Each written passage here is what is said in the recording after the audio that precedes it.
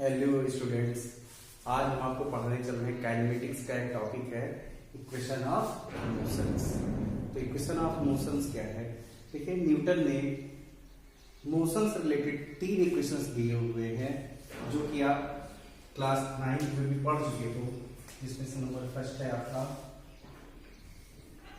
v equal u plus 80। Second equation है s equal u t plus half 80 square. और third equation है v square equal u square plus 2as। अब देखिए students, ये equations आप तभी लगा सकते हो जब एक्सेलरेशन इसमें कांस्टेंट, ठीक, जब एक्सेलरेशन कांस्टेंट होंगे तभी आप इसको अप्लाई कर सकते हो, वरना ये इक्वेशन आप अप्लाई नहीं कर सकते। तो ऐसी स्थिति में क्या होगा? जब एक्सेलरेशन यूनिफॉर्म ना हो, कांस्टेंट ना हो, तब हम कौन सा इक्वेशन लगाते हैं, तो उसको देखते हैं। तब आपका इक्वेशन फर्स्ट बन करके तैयार होता है a is equal to dv upon dt। Actually में acceleration is equal to change of velocity upon change of time होता है, ठीक। तो हम क्या करते हैं कि हम एक छोटी सी वेलोसिटी और छोटा सा टाइम लेते हैं, ठीक, यानी dv अपॉन dt से कैलकुलेट करते हैं, और ये इसका कैलकुलस मेथड कहलाता है। इसके बाद देखिए सेकेंड इक्वेशन आपका बनता है v is equal to ds upon dt। Then velocity is equal to displacement upon time हो गया। इसके बाद देखिए एक इक्वेशन आपका और बन के तैयार होता है, वो क्या है? देखिए,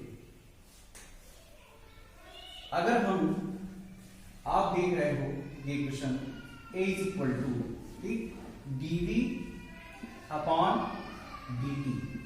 अगर इसमें ds से हम मल्टीप्लाई कर दें ds अपॉन ds, फिर देखिए एक ds इस dv के साथ ले रहे हैं और dt को इस ds के नीचे भेज दे रहे हैं, तो ये आपके बन करके तैयार होता है dv upon ds into ds upon dt। और आप देखिए ds अपॉन dt की वैल्यू क्या है? v है, तो इस वैल्यू को उठा करके हम यहां पुट कर देते हैं, तो ये बनता है आपका a is equal to dv upon ds into v, ठीक। तो ये थर्ड इक्वेशन आपका बना a is equal to v dv upon ds। ये 3 इक्वेशन जो आप देख रहे हो, ये तीनों इक्वेशंस आप हर कंडीशन में अप्लाई कर सकते हो, ठीक। लेकिन ये जो 3 इक्वेशंस आप देख रहे हो, ये तभी अप्लाई होंगे जब एक्सेलरेशन कांस्टेंट हो, वरना नहीं लगा सकते आप। तो आइए अब ये जो आप देख रहे हो, इसी की हेल्प से हम इस इक्वेशंस को डिराइव करते हैं कैलकुलस मेथड से। तो आइए देखते हैं।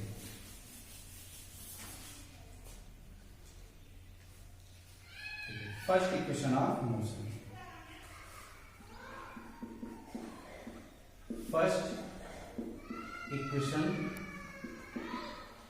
Of motion.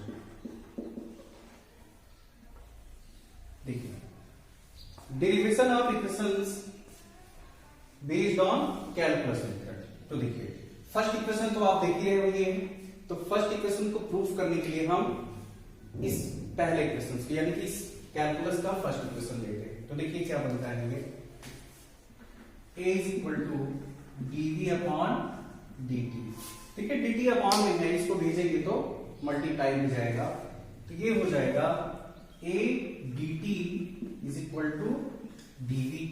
अब देखिए हम इसका क्या कर देंगे, इसका करेंगे इंटीग्रेशन बोथ साइड। तो देखिए integration both side, we get a dt is equal to dv। अब इसके बाद देखिए इसमें लिमिट हमें लगानी होती है, तो लिमिट लगाने के लिए आप विथ रिस्पेक्ट टू किसके कर रहे हैं? यहां पर जो इंटीग्रेशन हो रहा वो विथ रिस्पेक्ट टू t हो रहा, ठीक। तो ऐसी स्थिति में जो टाइम होता है, जब भी आप कोई वर्क स्टार्ट करते हो तो टाइम 0 होता है, इसके बाद कुछ समय के बाद टाइम कुछ तो आप कर ही चुके होते हैं, यानी कुछ टाइम बीत चुका होता है, तो ऐसे स्थिति में कितना टाइम बीता वो तो हमें पता नहीं, उसको हम क्या मान लेते हैं, टी मान लेते हैं। लेकिन जब भी आप स्टार्टिंग करते हो तो टाइम 0 होता है, तो इसकी जो लिमिट बनेगी, यानी अगर हम टाइम की बात करें तो टाइम की लिमिट आप बनाएंगे 0 टू टी। अगर वेलोसिटी की बात करें तो वेलोसिटी जो होती है, अगर वेलोसिटी की देखा जाए तो सबसे पहले हम जब चलना स्टार्ट करते हैं तो वो इनिशियल वेलोसिटी होती है, और इनिशियल वेलोसिटी को हम किससे रिप्रेजेंट करते हैं, इनिशियल वेलोसिटी को हम लोग u से रिप्रेजेंट करते हैं। फिर आफ्टर टाइम t सेकेंड्स, ठीक, the velocity will be change and the final velocity will be v, यानी जो फाइनल वेलोसिटी हो जाती है वो v हो जाती है, क्योंकि एक्सेलरेशन तो होगा ही। तो ऐसी स्थिति में इसकी जो v की लिमिट बनी वो कितनी बनी, u से v बनी, यानी initial velocity to final velocity. तो ऐसी स्थिति में इसकी लिमिट हम लगाते हैं 0 टू t और u टू v। अब देखिए यहां पर हम कर रहे हैं विथ रिस्पेक्ट टू t, तो ऐसी स्थिति में जो a है वो कांस्टेंट माना जाएगा और a को हम बाहर निकाल देते हैं। तो देखिए बच्चों, a 0 to t dt is equal to, यहां पर देखिए यहां पर हम सीधे इंटीग्रेट कर देंगे इसको, तो dv है, dv का इंटीग्रेशन क्या हो जाएगा, v हो जाएगा। अब इसके बाद देखिए लिमिट लगा देंगे, lower limit to upper limit, यानी लोअर लिमिट u और अपर लिमिट हो गई इसकी v। यहां पर बच्चों इंटीग्रेशन करेंगे तो dt का इंटीग्रेशन क्या हो जाएगा, t हो जाएगा। तो यहां पर भी हम लिमिट लगाएंगे, लोअर लिमिट हो गई 0 और अपर लिमिट हो गई t। अब इसके बाद देखिए यहां पर हम एक बार अपर लिमिट वैल्यू रखते चल रहे हैं और एक बार लोअर लिमिट, तो v की वैल्यू हम v ही रखेंगे, ठीक, फाइनल वेलोसिटी, फिर माइनस लोअर लिमिट रखेंगे u की जगह, तो ये u हो जाएगा। यहां पर भी देखिए एक बार अपर लिमिट रखते हैं फिर लोअर लिमिट रखते हैं, a t की जगह t माइनस t की जगह 0 आ जाएगा, तो v माइनस u। तो इसको हम सीधे लिख सकते हैं at is equal to v minus u, u को आप इधर भेज दो प्लस में आता है, ठीक, यानी u plus at is equal to v या v is equal to u plus at। ये हो गया आपका फर्स्ट इक्वेशन।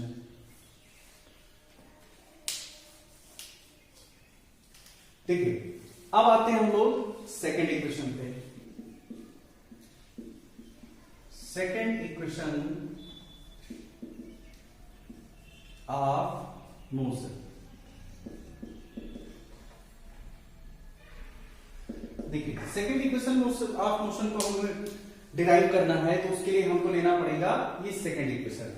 तो देखिए ये हो जाएगा आपका v is equal to ds upon dt। अब यहां पर बच्चों dt अपॉन में भेजेंगे तो मल्टीप्लाई भी जाएगा, तो ये हो गया v is equal to v into dt is equal to ds। अब इसके बाद देखिए फर्स्ट इक्वेशन आप देखिए तो v की वैल्यू क्या है, v की वैल्यू है u प्लस at, तो हम इसी में उठा करके पुट कर देते हैं। तो देखिए since v is equal to u plus at, तो आइए इसको पुट कर देते हैं, तो ये हो जाएगा v की जगह u plus at into dt is equal to ds। अब अगर आप dt को डिस्ट्रीब्यूट कर दीजिए, मल्टीप्लाई कर दीजिए, ब्रैकेट खोल दीजिए आप, ये हो जाता है u dt plus at into dt is equal to ds। अब आप इंटीग्रेशन कर देंगे दोनों तरफ का, integration both side we get। तो देखिए बच्चों जब आप इंटीग्रेट करोगे इसको, तो अब इसमें एक काम करते हैं, जो कांस्टेंट है उसको आप चाहो तो अभी से बाहर निकालते चलो, तो यहां विद रिस्पेक्ट टू t हो रहा है, तो इसका मतलब u इसमें कांस्टेंट माना जाएगा, u को बाहर निकाल करके हम dt का इंटीग्रेशन कर देंगे, प्लस अब विद रिस्पेक्ट टू t हो रहा, तो ये t तो अंदर रहेगा लेकिन ये कांस्टेंट माना जाएगा, इसको हम बाहर निकाल देंगे, तो t into dt is equal to ds। अब आइए इसकी लिमिट देखते हैं हम लोग, तो अगर लिमिट की बात करें तो ये है t, यानी विद रिस्पेक्ट टू टाइम हो रहा, तो टाइम की लिमिट आप देखिए 0 टू t है। अगर यहां पर भी देखें तो ये विद रिस्पेक्ट टू t ही हो रहा, तो इसकी जो लिमिट बनेगी 0 से t बनेगी। लेकिन बच्चों यहां पर देखो ये एस है, ट्रेवल डिस्टेंस है। तो जब भी आप ट्रेवल करना शुरू करते हो तो शुरू में आपकी डिस्प्लेसमेंट 0 होती है, लेकिन टाइम के साथ साथ आपकी डिस्प्लेसमेंट कुछ हो चुकी होती है। तो ऐसी स्थिति में इसकी जो लिमिट बन के तैयार होती है वो भी यही होती है, एस की भी यही हो जाएगी 0 to s, यानी इसकी लिमिट आप लगाओगे बच्चों 0 to s। अब आइए इसको हम करते हैं। तो देखिए t का जब आप करते हो तो dt का t हो जाएगा u इंटू टी, लिमिट लगा देते हैं 0 to t प्लस a। यहां पर जब आप करते हो t का तो ये हो जाता है t square by 2 into dt, sorry limit लगा देंगे 0 से t, ठीक, t स्क्वायर का t का आपने किया तो t स्क्वायर अपॉन 2, लिमिट आपने लगा दिया 0 to t is equal to ds का जब आप करेंगे ये हो जाएगा s, लिमिट आपने लगा दिया 0 to s। अब आगे देखिए, अब आइए एक बार अपर लिमिट फिर लोअर लिमिट रखते हैं इसमें। तो u एक बार अपर लिमिट रख दिया 2 रख दिया, इसके बाद लोअर लिमिट आप रखेंगे तो 0 प्लस a इंटू, यहां पर देखिए अपर लिमिट आप रखेंगे तो t स्क्वायर बाई 2, और इसके बाद जब लोअर लिमिट रखेंगे तो 0 स्क्वायर बाई 2, यानी सीधे सीधे अगर आप 0 ही रखें कोई दिक्कत नहीं, ठीक, क्योंकि 0 सबको 0 कर देगा। यहां पर भी आप रखेंगे s माइनस 0। तो देखिए ये हुआ ut plus a t square by 2 is equal to s, या इसको हम लिख सकते हैं s is equal to ut plus half at square. ये डेरिवेशन रहा बच्चों सेकेंड इक्वेशन ऑफ मोशन का, ठीक, with respect to calculus method, ठीक है। अब इसके बाद आइए हम देखते हैं इसका थर्ड डेरिवेशन। देखिए बच्चों third equation of motion, third equation of motion.